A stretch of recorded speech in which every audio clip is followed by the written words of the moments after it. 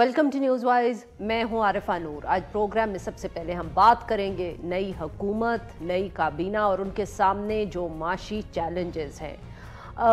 पाकिस्तान मुस्लिम league नवाज़ की हुकूमत तो बन गई, शहबाज शरीफ साहब वज़ीर आज़म हैं, मगर उनको भी एहसास है कि सबसे बड़ा चैलेंज उनके सामने जो है वो मईशत के हवाले से है। इसलिए उन्होंने अपनी वफाकी काबीना भी अनाउंस करने से पहले ही इस हवाले से इजलास बुलाने शुरू कर दिए थे और ब्रीफिंग्स लेनी शुरू कर दी थी कि सामने अब आने वाले दिनों में क्या करना है।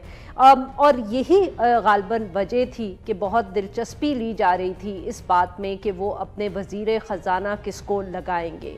इसहाक डार साहब की जो परफॉर्मेंस रही, जो पिछले 16 महीने की पीडीएम की हुकूमत थी और जो तनकीद हुई उन पर, जिस तरह उन्होंने आईएमएफ के प्रोग्राम को मैनेज किया और किस तरह उसको वो इसमें इतनी ताख़ीर हुई कि आखिरकार शहबाज शरीफ साहब को बतौर वज़ीर आज़म नेगोशिएशंस करके प्रोग्राम को मुकम्मल करना पड़ा। उसकी वजह से बहुत से लोगों का ये ख्याल था, ये कयास राई थी कि इस दफ़े इसहाक डार साहब के लिए वज़ीर ख़जाना बनना इतना आसान नहीं होगा, और ये बात सच ही साबित हुई। हमने देखा वफाकी काबीना में मोहम्मद औरंगज़ेब साहब जो हैं, जो प्राइवेट सेक्टर से आ रहे हैं, एक बैंकर हैं, हबीब बैंक में काम करते रहे हैं, वो वज़ीर ख़जाना के तौर पे उन्होंने ओथ लिया वफाकी काबीना में। कहा जा रहा है कि वो अब उनको कुछ महीनों के बाद सेनेट में शामिल कर लिया जाएगा ताकि वो फेडरल मिनिस्टर का जो ओहदा संभाल रहे हैं वो संभाले रखें। मोहम्मद औरंगज़ेब साहब जो है, इनका 30 साल का तजुर्बा है बैंकिंग में, और ये लोगों का ख्याल है कि कामयाब वज़ीर ख़जाना जो है वो रहेंगे। उनके हवाले से जो एक अमरीकी जरीदा है ब्लूमबर्ग, उसने भी कुछ इस तरह की गुफ्तगू की है। उन्होंने कहा है कि ये एक पॉजिटिव स्टेप है, मुस्बत कदम है जो पाकिस्तानी हुकूमत ने लिया है। उन्होंने ये भी कहा कि ये जो मोहम्मद औरंगज़ेब साहब हैं, ये इस्लाहात करने में यकीन रखते हैं, यानी कि इकॉनमी की जो रिफॉर्म्स हैं वो करेंगे। उनका माजी बताता है कि वो टैक्स का जो बेस है उसको ब्रॉडन करने के में बिलीव करते हैं, और साथ में इसको ब्रॉडन करने के लिए वो ये भी समझते हैं कि रियल एस्टेट और जो रिटेल सेक्टर है उस पर टैक्स लगाना बहुत ज़रूरी है। उन्होंने कहा कि ये प्राइवेटाइजेशन में भी आईएमएफ की मदद करेंगे और इस प्रोसेस को तेज़ी से आगे बढ़ाएंगे। कहा जा रहा है कि जो वफ़द है आईएमएफ का वो किसी भी मोमेंट पाकिस्तान पहुंच जाएगा और जो मुज़ाकरात हैं वो नए वज़ीर ख़जाना से शुरू हो जाएंगे। इन सब मामलात पे गुफ्तगू करने के लिए आज हमारे साथ मौजूद है मिफ्ता इस्माइल साहब, साबिक वज़ीर Pakistan. Welcome to the show sir. बहुत शुक्रिया मैडम, थैंक यू। जी मिफ्ता साहब, sir first your response to the new finance minister, किस तरह देख रहे हैं आप जो हमारे नए वजीर खजाना अपॉइंट हुए हैं? जी मैडम, सॉरी आवाज कट गई थी, फिर से दोहरा देंगी? जी सर, मैंने कहा पहले your response to the new finance minister, Aurangzeb साहब की अपॉइंटमेंट को आप कैसे देख रहे हैं, किस तरह आप सारा इब्तिदाई आपका सुन लिया अच्छी तरह, आपका सवाल नहीं आया, सॉरी सर। आपका व्यू पूछ रही थी औरंगजेब साहब पर जो नए वजीर खजाना है। मैं समझता हूं कि औरंगजेब साहब एक बहुत समझदार आदमी हैं, आई थिंक बड़े काबिल आदमी हैं। इस वक्त मेरे ख्याल से मुस्लिम लीग के पास इससे अच्छा रिसोर्स अवेलेबल नहीं था वजीर बनाने के लिए, और जो IMF को आप इससे सिग्नल भेज रही हैं कि आप तैयार हैं इस मुल्क के अंदर रिफॉर्म्स करने के लिए, आपको इदराक है कि कितने तकलीफ में पाकिस्तान है, कितनी दुश्वारी में पाकिस्तान है, और हम ऐसे कोई शख्स को नहीं लगाएंगे जो कि ये इस प्रोग्राम से सियासत करेगा, बल्कि ऐसे शख्स को लगाया है कि जो कोशिश करेगा कि ये प्रोग्राम खुश उसलूबी से मुकम्मल हो सके। मिफ्ता साहब, ये जो ऑब्वियसली आपने भी गुफ्तगू की कि it sends the write signal to the world, IMF या बाकी जो इंटरनेशनल फाइनेंशियल इंस्टीट्यूशंस है, पाकिस्तान में इस तरह की भी गुफ्तगू होती रही है। पर सर ये बताएं विद योर एक्सपीरियंस कि क्या ये सचमुच जो मसला है हमारा वो ये है कि हमें सही आदमी नहीं मिलता फाइनेंस मिनिस्ट्री के लिए, या जो हुकूमतें हैं वो तैयार नहीं है मुश्किल फैसले लेने के लिए? دونوں مسئلے ہیں. بڑا مسئلہ تو یہ ہے کہ حکومت تیار نہیں ہوتی ہے مشکل فیصلے لینے کے لیے, یا وہ فیصلے لینے کے لیے جس کے اندر اس کو ویسٹڈ انٹرسٹ کو ٹیک آن کرنا ہوتا ہے. مثال کے طور پر پراپرٹی ٹیکس لگانا ہو, یا مثال کے طور پر ایگریکلچر ٹیکس لگانا ہو, یا ریٹیلرز کے اوپر ٹیکس لگانا ہو, تو آپ کو ایک لابی, مخصوص لابی کے اوپر ٹیک آن کرنا ہوگا. یا نجکاری کرنی ہوگی تو آپ کو وہ 8,000 PIA کے امپلائیز یا 30,000 لیسکو کے امپلائیز کو ٹیک آن کرنا ہوگا. وہ حکومت تیار نہیں ہوتی ہے. اور لیکن کہیں کہیں یہ بھی بات درست ہے کہ ایک صحیح آدمی بھی ہونا چاہیے. بڑی مشکل سے حفیظ شیخ صاحب نے ایک کام کیا تھا جو اسد عمر صاحب نہیں کر سکے.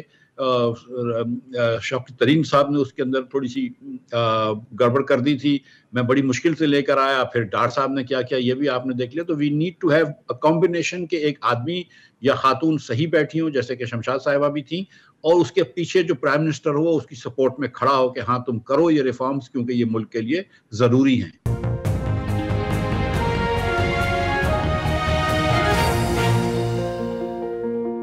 جو نئے وزیر خزانہ ہیں انہوں نے آج ایک سٹیٹمنٹ بھی دیا ہے, ٹی وی چینلز پہ چل رہا ہے. انہوں نے کہا کہ یہ والا جو سال ہوگا یہ قدرے مشکل ہوگا.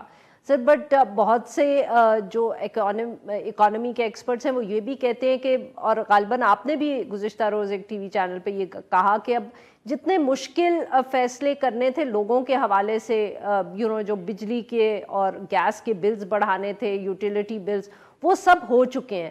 سر اگر وہ سب مشکل فیصلے ہو چکے ہیں تو اب کون سے ایسے مشکل فیصلے ہوں گے جن کا اشارہ نئے وزیر خزانہ کر رہے ہیں کہ اگلا آنے والا سال مشکل ہوگا لوگوں کے لیے؟ دیکھیے میڈم, یہ چیز جو سمجھنے کی ہے, اور میری بھی تھنکنگ اس پہ ایوالو ہوئی ہے, وہ یہ کہ ایک قسم کے مشکل فیصلے وہ ہوتے ہیں کہ جب آپ عوام کے اوپر مشکل ڈال دیتی ہیں. جیسے ٹیکس ریٹ بڑھا دیا آپ نے, سیلز ٹیکس کا 1% بڑھا دیا 17 سے 18, کیونکہ وہ پورے پاکستان کے ہر عوام کے اوپر ٹیکس بڑھ گیا تو کوئی شور نہیں ہوتا اس کا. لیکن غریب لوگوں کے اوپر, وہ جو صابن خریدتا ہے, شیمپو خریدتا ہے, اس کے اوپر 1% ٹیکس بڑھ جاتا ہے. یہ فیصلہ مشکل ہوتا ہے, وہ کوئی حکومت نہیں چاہتی. لیکن جو دوسرا فیصلہ ہوتا ہے جس میں سیاسی ویسٹڈ انٹرسٹ کو ٹیک آن کرنا ہوتا ہے, اگر آپ زراعت کے اوپر ٹیکس لگائیں گے, ایگریکلچر کے اوپر ٹیکس لگائیں گے, NFC ایوارڈ کو دیکھیں گے, دکانداروں کے اوپر ٹیکس لگائیں گے, تو یہ بڑے مشکل فیصلے ہیں ان دا سینس کہ یہ آپ کو ویسٹڈ انٹرسٹ کو دیکھنا پڑے گا. لیکن گزارش یہ ہے کہ اگر مثال کے طور پر آپ لیسکو کو پرائیویٹائز کرتے ہیں, یا سارے ڈسٹریبیوشن کمپنیز کو, بجلی کی تقسیم اور تفصیل کی کمپنیوں کو نجکاری کرتے ہیں, تو آپ وہ 20-30 ہزار لوگ جو لیسکو میں کام کر رہے ہیں, وہ شاید ان کے لیے اچھا نہیں ہوگا. آپ نوکری بھی گارنٹی کرتے ہیں, پھر بھی اچھا نہیں ہوگا, کیونکہ وہ کچھ کام نہیں کرتے, کچھ گوسٹ امپلائیز ہوتے ہیں, کچھ چوری وغیرہ ہوتی ہے, جو بھی ہے. اور ظاہر ہے کہ ایک پرائیویٹ سیکٹر کا مالک آئے گا تو وہ کام زیادہ کروائے گا. لیکن جو 4 کروڑ لوگ لاہور الیکٹرک سپلائی کے کیشمنٹ ایریا میں رہتے ہیں, ان کا تو فائدہ ہوگا. تو اب آپ نے جو کام کرنے ہیں اس سے ایکچولی عوام الناس کا فائدہ ہوگا. فوراً نہ ہو, لیکن سال 1.5 سال میں ہوگا. تو حکومت کو یہ سوچنا چاہیے کہ کیونکہ اس کے پاس سپوزٹلی 5 سال ہیں, تو وہ جو کام کرنے ہیں وہ کر گزرے, ایز اپوز ٹو کہ جو آپ وقت ضائع کر دیں کہ یار اس سے ہم ڈر رہے ہیں, اس سے ہم ڈر رہے ہیں. بالکل صحیح سر. تو واٹ آر دا 3 تھنگز جو آپ کے خیال میں آنے والے پہلے 3-4 مہینے میں we should see the finance minister rolling out? میں یہ سر اس لیے پوچھوں کیونکہ obviously جب نگراں کابینہ بھی آئی تھی, تو نگراں حکومت بھی آئی تھی, تو تب بھی بہت ہم نے یہ گفتگو سنی کہ اب بہت تیزی سے فیصلے ہوں گے, اور وہ فیصلے ہوں گے جو شاید سیاسی حکومتیں نہیں کر سکتیں. بٹ ایونچولی انہوں نے بھی کوئی خاص اسٹرکچرل ایشوز کے حوالے سے کوئی بڑا فیصلہ نہیں کیا, ایٹ لیسٹ جو ہم جیسے لوگوں کو نظر آئے. نہیں دیکھیں, انہوں نے بجلی اور گیس کی قیمتیں بڑھا دیں, وہ پاس آن کر دیا. میں سمجھتا ہوں کہ چلو جیسی بھی بڑھائیں لیکن بڑھا دیں, تو وہ ایک فیصلہ تھا جو سیاسی حکومتیں عموماً تھوڑا وقت لیتی ہیں لگانے میں, انہوں نے یہ کر دیا. لیکن کوئی اسٹرکچرل ریفارمز نہیں کیے. دیکھیں میری گزارش تھی کہ جیسے آپ کا نجکاری کا قانون ہے, اس میں 460 دن لگتے ہیں آپ کو کوئی بھی کمپنی کو نجکاری کرنے میں. 460 دن کے اندر حکومتیں چینج ہو جاتی ہیں, یہاں پہ پتہ نہیں کیا کیا ہو جاتا ہے. تو بہتر یہ ہے کہ حکومت اس کو ریوائز کرے, ریوزٹ کرے, اور قانون کو بھی تھوڑا آسان اور سہل بنائے تاکہ نجکاری جلدی ہو سکے. PIA کی نجکاری جو ہے حکومت کے لیے ایک ٹیسٹ کیس ہوگا, وہ کر لے.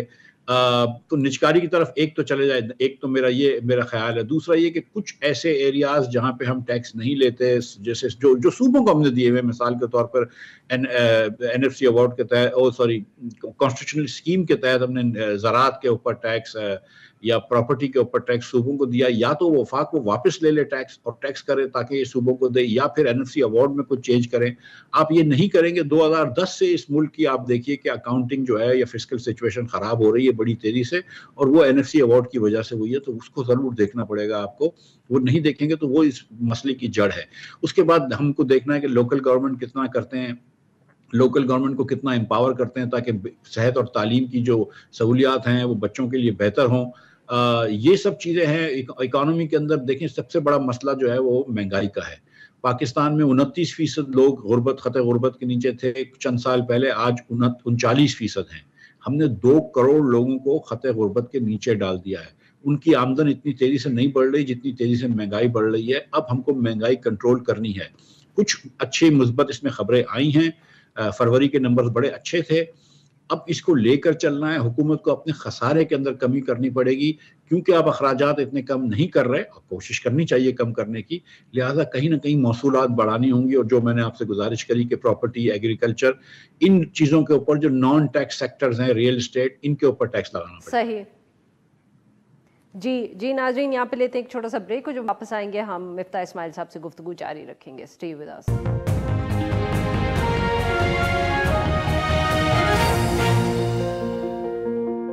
ویلکم بیک ناظرین. ہم گفتگو کر رہے ہیں مفتاح اسماعیل صاحب سے، اور ہم ان سے بات کر رہے ہیں جو نئے وزیر خزانہ کے سامنے اس وقت چیلنجز ہیں.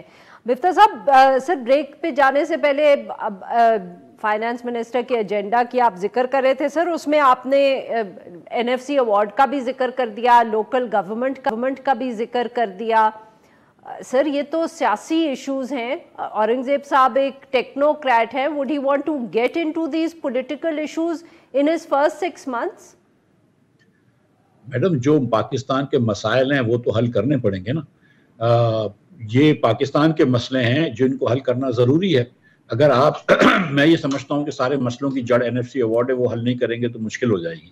لیکن نجکاری کی بات کرنی ہے. اب وہ بھی سیاسی ایشو ہے، کیونکہ کچھ پارٹیاں کچھ اور کہتی ہیں، کچھ پارٹی کچھ اور کرتی ہیں. لیکن اب کوئی طریقہ نہیں رہ گیا بجلی اور گیس سستی کرنے کے ماں سوائے کہ آپ نجکاری کریں. وزیر اعظم نے خود فرمایا کہ 800 ارب روپے ہمیں بچ جاتے اگر ہم یہ نجکاری کر دیتے اور یہ حکومت کو نقصان نہیں ہوتا. اور 800 ارب روپے جو میں ہر جگہ پہ کہتا تھا، وزیر اعظم نے بھی یہ کہہ دیا ہے، شاید میری کوئی پوڈ کاسٹ سن لی ہو، کہ پورے پاکستان میں ہم آغا خان یونیورسٹی ہاسپٹلز بنا سکتے تھے یا لمز یونیورسٹیز کھول سکتے تھے ان پیسوں میں، جن پیسوں کو ہم ہر سال برباد کرتے ہیں نقصان کے اندر.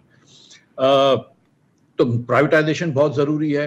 Expanding the tax net and going towards retailers for instance, یہ بہت ضروری ہے. ریئل اسٹیٹ کے اندر جو آپ نے ایگزمپشنز دے رکھے ہیں وہ بہت ضروری ہے. پراپرٹی ٹیکس کو انفورس کرنا بہت ضروری ہے. یہ چیزیں بہت ضروری ہیں. دیکھیں بہت زیادہ گنجائش نہیں ہے خرچے کم کرنے کی، لیکن جہاں پہ نان ٹارگیٹڈ سبسڈیز دے رہے ہیں آپ، وہ بھی کم کر سکتے ہیں.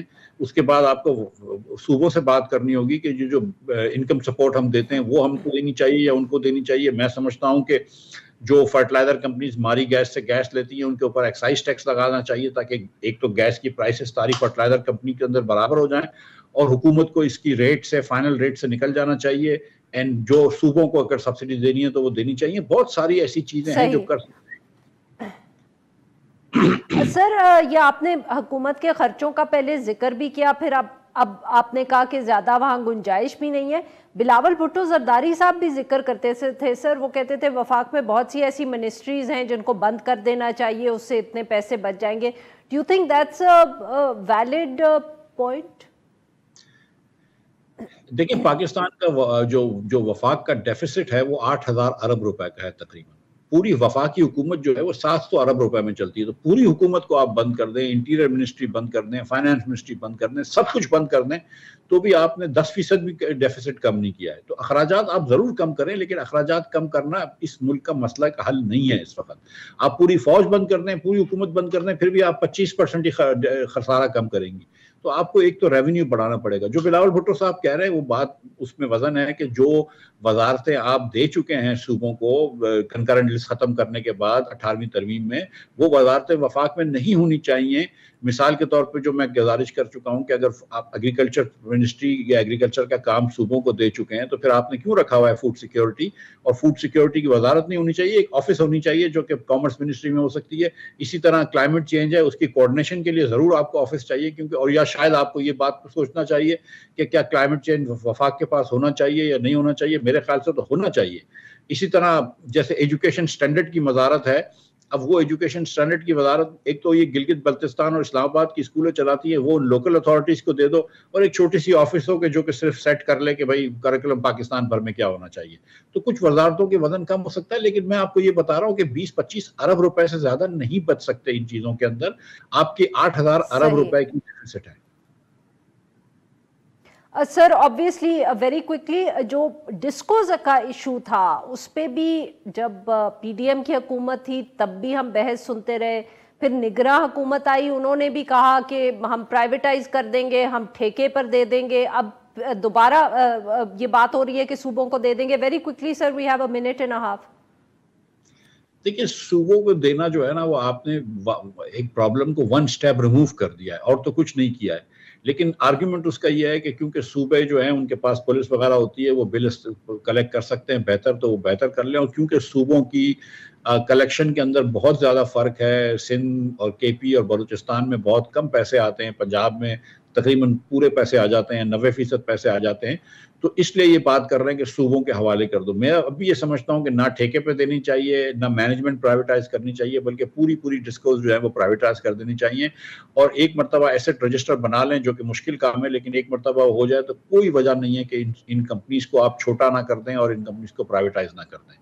اور یہ جو احسن اقبال صاحب ہیں, بہت شکریہ مفتاح صاحب, آپ نے ہمارے ساتھ کی. ناظرین یہاں پہ لیتے ہیں ایک چھوٹا سا بریک. جب ہم بریک سے واپس آئیں گے تو ہم بات کریں گے ڈیجیٹل پاکستان کی. ایک طرف جو حکومتیں ہیں وہ ہمیں ڈیجیٹل پاکستان کے خواب دکھا رہی ہیں, اور دوسری طرف قدغنیں جو سوشل میڈیا پہ ہیں ان کی کوئی ذمہ داری نہیں قبول کرا. اسٹے ود اس.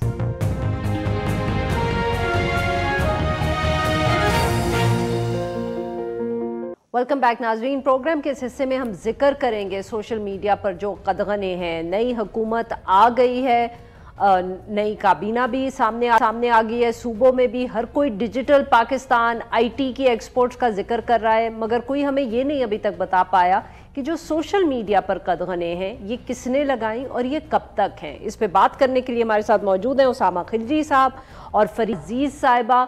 دونوں ڈیجیٹل رائٹس ایکٹیوسٹ ہیں اور بہت گہری نظر رکھتے ہیں فریڈم آف ایکسپریشن کے ایشوز پہ اور انفارمیشن ٹیکنالوجی کے حوالے سے. Welcome to the show both of you. جی فریدہ صاحبہ, آپ سے گفتگو کا آغاز کرتے ہیں. نئی حکومت آ گئی ہے جی, سندھ کے بھی چیف منسٹر نے, پنجاب کے بھی چیف منسٹر نے کہا کہ ڈیجیٹل پاکستان پہ کام کریں گے, کمپنیز کو بلائیں گے. وزیر اعظم صاحب بھی آج ایکسپورٹس کی بات کر رہے تھے کہ ہم بڑھائیں گے انفارمیشن ٹیکنالوجی پہ, پر سوشل میڈیا کے اوپر جو قدغن ہے وی پی این سے ہم ایکس استعمال کر رہے ہیں اس پر کوئی ہمیں کچھ بتا ہی نہیں رہا. نہیں, اور یہ 3 ہائی کورٹس میں اب پٹیشنز پینڈنگ ہیں. پہلے سندھ ہائی کورٹ میں تھی, اس کے بعد اسلام آباد high court, Lahore high court میں بھی, اور کوئی جواب ہی نہیں آ رہا پی ٹی اے کی طرف سے, جن کی ذمہ داری بنتی ہے کہ کیوں بند کیا. یہ تسلیم ہی نہیں کر رہے کہ انہوں نے کیا ہے, کیونکہ قانونی طور پہ تو اختیار صرف پی ٹی اے کا بنتا ہے. پر اس کے علاوہ نئی حکومت ضرور آ گئی ہے, لیکن تھوڑا سا احتیاط برتنے کی ہمیں بھی ضرورت ہوتی ہے کہ شکلیں تو بدل جاتی ہیں لیکن پالیسیز نہیں بدلتی. دعوے تو بہت کرتے ہیں, پچھلی حکومتوں نے بھی کیا ڈیجیٹل پاکستان وغیرہ, لیکن پھر وہ پالیسیز اور جس طرح کے قوانین لائے جاتے ہیں. دیکھیں پیکا آیا نون لیگ کے دور میں, اس کے بعد P T I social media rules لے کر آئی. کیئر ٹیکر جو سیٹ اپ تھا, ہم نے دیکھا کہ انہوں نے کس طریقے سے سلوک کیا ہے سوشل میڈیا کے ساتھ بھی, چاہے وہ بندش کے طور پہ ہو یا جس طرح کی کارروائیاں ہو رہی ہیں. تو یہ انفارچونیٹلی شکلیں اور پارٹیز کے بدل جانے سے یہ تمام جو پالیسیز ہیں یہ نہیں بدلتی. تو آپ کس طریقے سے کسی انویسٹر کو کہیں گے کہ آپ آئیں جب کبھی انٹرنیٹ کبھی بند ہو جاتا ہے, کبھی ویب سائٹ بند ہو جاتی ہے, کبھی ایپلیکیشنز, اور پھر اوپر سے یہ کہ کوئی جواب دہی بھی نہیں ہوتی, اور کورٹس کے سامنے آپ یہ چیزیں رکھ بھی دیں, اس کے باوجود نہ یہ پلیٹ فارمز کھل رہے ہیں, نہ کوئی جواب آ رہا ہے. جی اسامہ صاحب, سر تو پھر ہم کیا کریں؟ آئی مین جیسے فریہ صاحبہ کہہ رہی ہیں کہ 3 کورٹس میں اپلیکیشنز گئی ہوئی ہیں, پٹیشن سنی بھی گئی ہیں, سندھ میں جج صاحب نے آرڈرز بھی دیے ہیں, پھر بھی کوئی فرق نہیں پڑا. واٹ نیکسٹ فار اس؟ جی بالکل, دیکھیں یہ ابھی پاکستان میں جو ہم دیکھ رہے ہیں یہ میرے خیال سے ایک انسٹیٹیوشنل بریک ڈاؤن ہے, جس میں جو ادارے ہیں وہ اپنا کام یا تو نہیں کر رہے یا صحیح طرح نہیں کر رہے, اور جو کام صحیح کر رہے ہیں ان کی بات کوئی نہیں سن رہا. تو یہ میرے خیال سے جو جمہوری ہمارا پورا نظام ہے وہ بھی کولیپس کر رہا ہے, اور جو اکاؤنٹیبلٹی میکنزمز ہیں وہ بھی کولیپس کر رہے ہیں. کیونکہ اگر آپ ہائر جوڈیشری کے آرڈرز پہ جو ہے کوئی جواب ہی نہیں دیں گے تو پھر اور کیا رہ جاتا ہے. اور اس میں ہمیں یہ بھی نظر آتا ہے کہ پی ٹی اے خود کہہ رہی ہے کہ ہم نے نہیں بند کیا. تو اگر آپ کے پاس قانونی جو ہے ساری لیجیٹیمیسی آپ کے پاس ہے تو پھر آپ بتائیں, آپ تحقیق کریں کہ کس نے بند کیا ہے. یہ تو ابھی نہیں ہو سکتا. اور میرے خیال سے آئی ٹی سیکٹر کو یا ٹویٹر کی بندش کو آئسولیشن میں دیکھنا بھی بہت غلط ہے, کیونکہ یہ سب کچھ کنیکٹڈ ہے.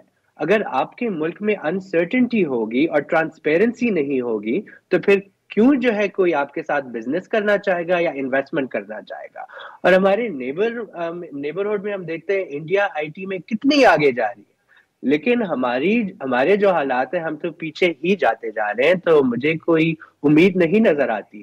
اور اگر یہ نئی ابھی حکومت آئی ہے, 2 دن ہوئی ہے, ان کو اسی ہفتے میں ایکشن لینا چاہیے, ورنہ ان کی بھی ڈیموکریٹک لیجیٹیمیسی پہ سوالیہ نشان اٹھتا ہے. فریہ صاحبہ, یہ جو بات اسامہ صاحب نے کی کہ کسی ایک چیز کو ہم آئسولیشن میں نہیں دیکھ سکتے, صحیح کہہ رہے ہیں, کیونکہ بہت سی گفتگو آج کل ہو رہی ہے اسلام آباد میں کہ یہ تو ابھی شروعات ہوئی ہے. آج ایکس بند ہوا ہے, ایک آدھ پھر یوٹیوب کے اوپر بھی کوئی کریک ڈاؤن آئے گا, and so on and so forth, کہ مطلب کہ یہ رکنا یہاں نہیں ہے. آپ لوگ بھی جو ڈیجیٹل رائٹس میں کام کرتے ہیں, are you also hearing similar stuff? جی دیکھیں, یہ ہم دیکھتے آئے ہیں 1 دہائی سے اوپر اب تو ہو گیا ہے. یوٹیوب بند ہوا, 3 سال کے لیے بند رہا, اس کے بعد اور پلیٹ فارمز بند ہوئی, پب جی, ٹک ٹاک, ٹویٹر بھی, ایکس اس وقت ٹویٹر ہوتا تھا, بریفلی بند ہوا. اس وقت جو بندش چل رہی ہے اس کو بھی ہفتوں ہو گئے. تو ایک تو یہ کہ یہ تسلسل سے یہ پریکٹس رہی ہے کہ اس کو بند کر دیا جائے. فرق یہ ہے کہ پہلے قانون جو پیکا ہے اس کے آنے سے پہلے اور بعد میں, اور کہا یہ جاتا تھا کہ اگر یہ پاورز آ جائیں گی تو کم از کم آپ پن کر سکیں کہ رسپانسبلٹی کے سیکشن 37 کے تحت صرف پی ٹی اے بند کر سکتا ہے. اس لیے پی ٹی اے ایک ٹیلی ریگولیٹر ہونے کے طور پہ اس کی جواب دہی ہوگی ہائی کورٹس میں. اب ہم نے دیکھ لیا کہ کتنی جواب دہی ہوئی. آپ نے ان کو پاورز تو دے دیے, لیکن کیا جواب دہی ہو رہی ہے؟ ہائی کورٹس کے سامنے ہی جواب نہیں آ رہے. تو اس کے علاوہ بھی عرفہ, اگر آپ دیکھیں تو صرف یہ بندش کا معاملہ نہیں ہے, لیکن جس طرح سے اطلاق ہو رہا ہے کہ آپ کے کسی ٹویٹ کرنے کے بنا پہ, کسی وی لاگ کے بنا پہ یوٹیوب پہ آپ ویڈیو ڈالتے ہیں, اس پہ اب ایف آئی آرز ہیں, نوٹسز ہیں, یہ ایک الگ معاملہ چل رہا ہے. تو آپ کس طریقے سے, اور یہ بھی ایک سلسلہ 2017 سے چلا آ رہا ہے, تب بھی ہوا تھا, 2019 اور 20 میں بھی یہ چلا تھا, اس کے بعد بھی, اور یہ تب سے جب سے یہ قانون آیا ہے یہ تمام معاملہ چلا آ رہا ہے. تو اس کی بھی کوئی روک تھام نہیں ہے. یہ بھی نہیں فرق پڑتا کہ کون حکومت میں ہوتا ہے, کون سی پارٹی ہوتی ہے, چاہے وہ نگراں حکومت ہو یا اس کے علاوہ. تو یہ جو پریکٹس ہے یہ جو روکنے کی ضرورت ہے, یہ اس طرح کی پالیسی میکنگ, لا میکنگ, یہ تمام چیزیں. اور تشویش یہ ہے مجھے کہ یہ جو انفنشڈ ایجنڈا تھا پی ڈی ایم کا, وہ شاید واپس آ جائے. ڈیٹا پروٹیکشن لا اور ای سیفٹی جو کہ نہیں آنا چاہیے, شاید وہ واپس لے آئے. جی اسامہ صاحب, یور کنکلوڈنگ ریمارکس جی آن دس ایشو. یہی جو فریہ صاحبہ کہہ رہی ہیں کہ یہ تو انفنشڈ ایجنڈا ہے, اور یہ unfinished agenda P M L N, P T I, P D M, جہاں سے بھی آپ شروع کرنا چاہیں, سب کا ہی ایک تھا. جی بالکل, میرے خیال سے ایک ڈسکنیکٹ ہے ہماری پولیٹیکل کلاس کی ہمارے میجورٹی آف دا پاپولیشن سے. تو جو آپ کی میجورٹی ہے وہ نوجوان ہی ہے, اور نوجوان لوگ انٹرنیٹ کے استعمال کو جو ہے ایک ضرورت سمجھتے ہیں. اگر آپ ان سے یہ سہولت بھی لے لیں گے یا ان پہ قدغنے لگائیں گے تو آپ اور زیادہ انپاپولر ہو جائیں گے. تو اور آپ کی اکانومی پہ بھی امپیکٹ آئے گا، اور یہ دو چیزیں لنکڈ ہے. تو میرے خیال سے میری یہی تجویز ہوگی نئی حکومت کو کہ اگر آپ نوجوانوں کے مسائل کو نہیں سنیں گے اور حل نہیں کریں گے تو آپ کی تو پاپولیرٹی اور بھی کم ہو جائے گی. بہت بہت شکریہ ہمارے دو مہمانوں کا، انہوں نے ہمارے لیے وقت نکالا. ناظرین آج کے لیے بس اتنا ہی. Tomorrow at the same time.